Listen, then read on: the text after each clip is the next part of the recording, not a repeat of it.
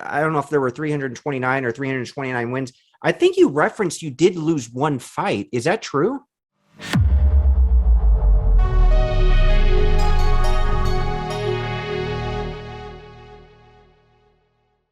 Hey guys, I'm sitting on some really great interview footage I'm going to make videos out of. This is from Frank Dux. Also got stuff from Don the Dragon Wilson, Benny the Jet Urquidez that I still got to edit and a whole lot more. This was from about mid-2022 when we did a video about Michael Bisping, because Michael Bisping called Frank Dux the biggest martial arts fraud, and that's been disputed. I even got Bisping's attention, by the way, but check that video out here, linked in the description below. But in this one, Frank Dux actually talks about some of his fights, but you got to stay until the end because he talks about the one time he lost. It was an early Kumite match, and there's a specific reason why he lost. Yeah. Although I'll be honest with you, I walked into fights and I knew I was going to decimate a guy. And how could you not? Of course, man. With your record, of course. I just shake my head and go, I'll tell you something. I'll share a fight. Mm-hmm. So I'm doing we're going to do a fight, and the guy said he wanted to start not from a distance, but he wanted to start with us like judo, a judo match. Okay. With him touching me and him having his hand on me and me having my hands on him. Mm-hmm. Okay, that was the fight. It was just a one-on-one fight kind of confrontation thing.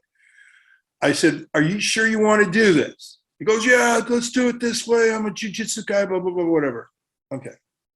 What he didn't realize is I put my hands in, I stuck my hands very lightly on him. I didn't even grab his gi hard. I put in, but what I did is I slowly rotated I'm able to take out my thumb. You see how I do that? Oh, wow. Okay. I pulled that out and I put it in a certain way. So it looked like I had my hand inside my gi, and I was actually compressing and pinching the carotid arteries on him. So when they said, Hajime, let go, I just let go of him and he dropped. He was out. Wow. Okay. So that's that's you think outside the box sometimes. And like I said, that what you're going to do when you're fighting, what you're going to do. Mm-hmm. And that's it, And I remember one fight I had, and this guy caught me, and he caught me with like a 136 mile per hour kick. And I'm not kidding. I was out. Okay. Ooh. I was out. I was going down. But just in that last second while I was going down, I didn't care what it was. It was just instinct. I fired. I hit him. So we ended up both hitting the canvas at the same time. We both went down. Like Rocky 2, they both went down. Boom, I went down. I mean, he went down and I went down. I was able to come back out of it. I don't know how I came out of it, but I think it's because I rolled. I teach in my students. I used to do a demonstration. You talk to Francisco Diaz. I would do this where I'd have a guy kick me as hard as I'd stand there and have a guy do a wheel kick on me as hard as he could. Jeez. And I would show how to go with the kick. Mm-hmm. That you couldn't really hurt me. I mean, you could hear the thud, you could hear the impact, but I'm not going out. Now, normally, if I didn't do that, it should have killed me. But I showed, how to, when I felt that impact, to go with the force. Never go against the force. Okay? Oh, yeah. That's like a head-on collision. That's what George does. That's what's really brilliant about what he does. That's what he teaches. Oh, sure. How to flow with it, right? Flow with the force. Okay? Pure relaxation and all that. So I think that's what saved me. And also, like I said, and then getting that one shot out. That's cool. Not quitting. Most guys, when they hit like that, they do this. Mm-hmm. Do you understand? What is it? What's the instinct most people do when they get hurt? Just protection. Right? Yeah. Defense purely. For me, it's like, bam, I'm firing back harder. That's great. You understand the difference? Oh, this is what marketing is supposed to convey and teach. And unfortunately, this is where we feel a function in society that's contrary to this victim attitude. We want to develop the warrior attitude. No, nothing is a problem. There is no defeat. The only defeat I can face is when I quit. That's defeat. Period. Oh, yeah. Yeah, we got to be warriors, man. Of course. The warrior mentality is about being prepared. Mm-hmm. So it's totally about being prepared. Even the Boy Scouts, right? Be prepared. Because that's what they were teaching. Let me ask you one more thing, Frank. And I think this might have been initially in that Black Belt magazine article. I think you might have said, of all the fights, I think I don't know if there were 329 or 329 wins. I think you referenced you did lose one fight. Is that true? Yeah, it was it was my amateur. They didn't count it. They said I actually had one fight loss, and it was seven draws. Okay. Oh, But they you actually didn't had count. 7 drawers, but you had one loss. Let's talk Yeah, about that one loss, though. I'm curious. the one loss was when I was taken down to Tijuana. I was 16 years old. It was my Oh, first so you fight. were like 16. Wow. That's why they didn't count it. Okay. All right. The other guy was over 18 then? He was an Huh? adult? The guy you fought? Yeah, the other fights I had were when I was an adult.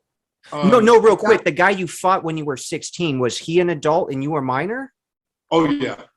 Okay. Oh yeah. What happened though in that fight? This is like history, man. Like you know, you have all the wins in the world, but just if you don't mind talking about that one loss. Okay, the fight was a planned. The fight was a plan. What they call in Kumite, when you train a Kumite fighter. I don't know if I want to tell this to get. Well, I'm going to tell it. What the heck? I'm retiring. Yeah, there's no shame in that. It makes you more human. I don't want to give it. I don't want to give it away because it's a training secret, but I'm going to give it away. Oh, cool. Okay? All right. And you first. It's what we call a planned failure. You plan for your student to fail. You know they're going to fail. The idea is they get their ass whooped so bad that after that, they're either going to quit or they're going to go on. And if they become stronger. Why? Because they know what awaits them. This is the worst it's going to get. And you survived it. That makes sense. You understand? Yeah, oh yeah. And that's an old training tick, and that's what they did. And that's what happened. So that's why they didn't count it. Because there was no way I was really going to win it. Interesting. Did you lose by knockout or submission or like what? I just had I had an ass kicking. Let's leave it at that. I think it was, I don't know if I just don't remember if it was a knockout or a submission. It was a bit of both, honestly, because I didn't fight just one round. You know, I fought like 2 or 3 rounds. You know, the thing is, you learn more from your defeats and failures than your wins. I mean, your record is ridiculous. So at least you learned early on, and that's probably why you never lost again, right? Yeah. Big, huge lesson. Oh yeah, that was what it was about. You know, that's exactly what it was about. It was about me losing. They wanted me to have an ass kicking like you couldn't imagine. I think I had cracked ribs. I mean, I was lucky I kept my teeth, to be honest with you. Would you say, like at 16, maybe they thought, okay, this kid's really good. He's kind of cocky, kind of got an ego. Let's knock that ego down and that cockiness a little bit. Well, I don't think they planned on that. I think that's just a natural thing that comes out of it. Okay. It's really, the real thing about doing it that way is to get you over the fear. What's the worst thing can happen to you? Right. Yeah. And you experience it, then it's like, that makes sense. And you survive it. Mm-hmm. Right. You're that, okay. I know what to expect. And then you just make sure it never happens again. You do it to the next guy. Mm-hmm. And I think part of it's also, it makes you a little tougher, because when you get beat like that, then you don't feel bad about beating a guy like that. Interesting. You'd almost think, I could see it working both ways. Like you'd almost feel bad for the guy because you experienced and felt like that vicious beating, right? Right. So it could work both ways. You don't feel bad about it because you survived it, so you know. That guy will most likely survive it too. Yeah. Yeah, I mean, or he'll just quit. He won't even train martial arts or fight anymore. Either way. Well, we're talking Kumite fights, and again, I told you it's a rite of passage.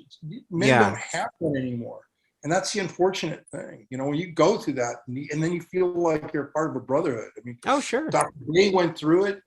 Michael Felkoff went through it, or that's what happens with all the Black Dragons. Pat Burleson went through it. That's what bonds us. We all go through that, which is crazy if you think about it. Like it's almost like a gang initiation, right? Because I remember growing up, you wanted to be in a gang, which I never joined, but it's like you would have to get your ass beat by every guy in the gang, and that was your initiation, and then you're part of their brotherhood or whatever. Right, exactly. You have to take your lumps, and that's kind of like what the Kumite really is in a way.